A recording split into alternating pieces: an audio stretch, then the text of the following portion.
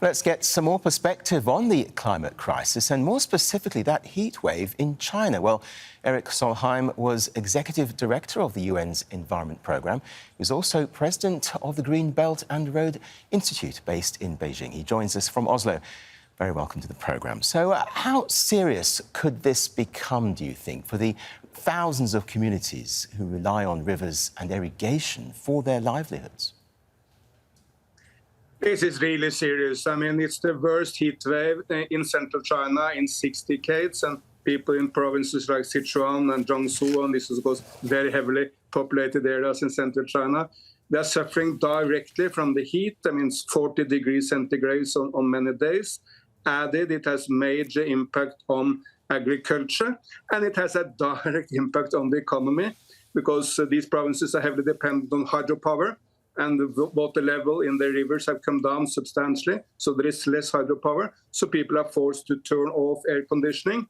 And global companies like Toyota or the Apple suppliers have also been forced to stop their production for some days. Of course, it will come back, but it has a direct impact on people's lives and a long-term impact on the economy. So this is bad.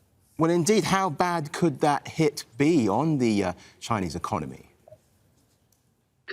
Well, the Chinese economy is very strong, and of course it's a high-tech economy which will for sure come back, so I'm not really worried with the long-term effect of this heat wave.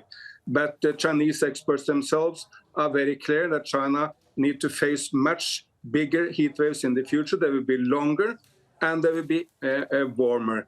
So China needs to prepare for more extreme weather. And of course, it needs to take its part in reducing the fear of climate. Last year, by the way, China had the most intense flooding in modern times in the Henan province, where the water which came down in just one day in the city of Chongqing was unprecedented. It was enormous.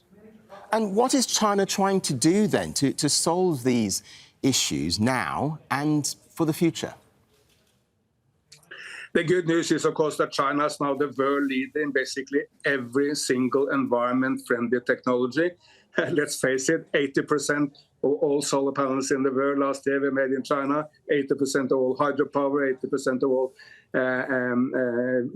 offshore wind power was made in China, and 70% of all electric batteries are made in China, 50% of all electric cars are running on Chinese roads. And even if you buy an electric car from Europe or North America, the chance that the batteries from China is very high. So China has moved from being a very polluted place 10 years ago, I mean, we all remember the black skies in Beijing, to now being a nation which is cleaning up, which is taking environment, and which is taking the lead on all green technologies.